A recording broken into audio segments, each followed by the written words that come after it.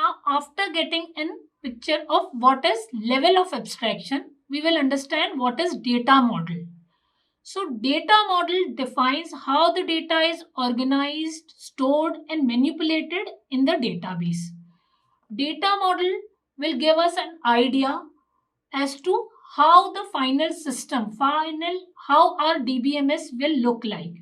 Data model हमको data items और उनके रिलेशनशिप के बारे में रिप्रेजेंट करने के लिए एक डायग्राम प्रोवाइड करता है, एक डिजाइन और स्ट्रक्चर प्रोवाइड करता है. Now, data models, as you can see in the diagram, there are three categories of data model.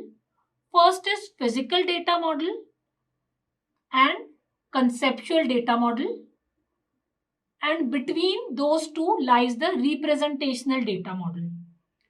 So, physical data model will depict the physical detail, every minute detail as to how the data will be stored in the storage media.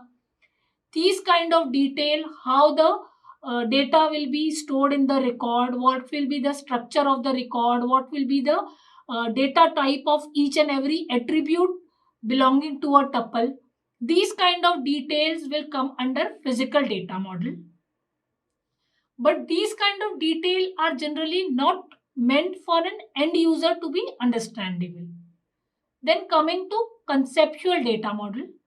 Conceptual data model एक ऐसा picture provide करते हैं जो कि and users easily interpret कर सकते हैं, उससे रिलेट कर सकते हैं.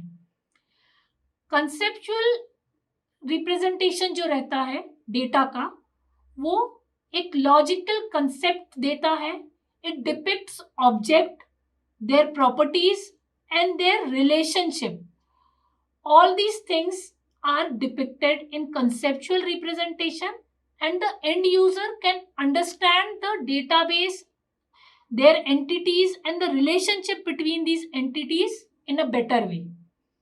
So, conceptual data model is more easy for an end user to understand.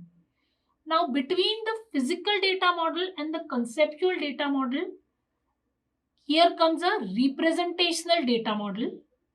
So, representational data model database को इस तरीके से रिप्रेजेंट करता है कि वो एक एंड यूजर को समझने में भी इजी रहता है, and that can be used as a guideline or a map to represent this data into DBMS storage also. So representational data model will be easier for the end user to understand as well as for the experts to design the DBMS schema according to that statement. Now, what are the advantages of using data model? We can store the data in a more organized way. Data integrity, that is, it will provide data integrity. Data abstraction, that is, we can hide the details of the lower level with the upper level. Query optimization, when we are retrieving or manipulating the data, we can do it in an optimized way.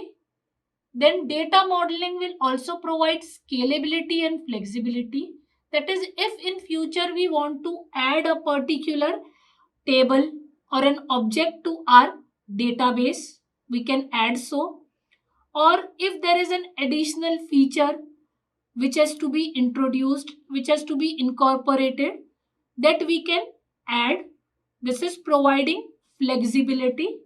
Then data independence. Data independence is changing the details of a particular level without affecting the upper level.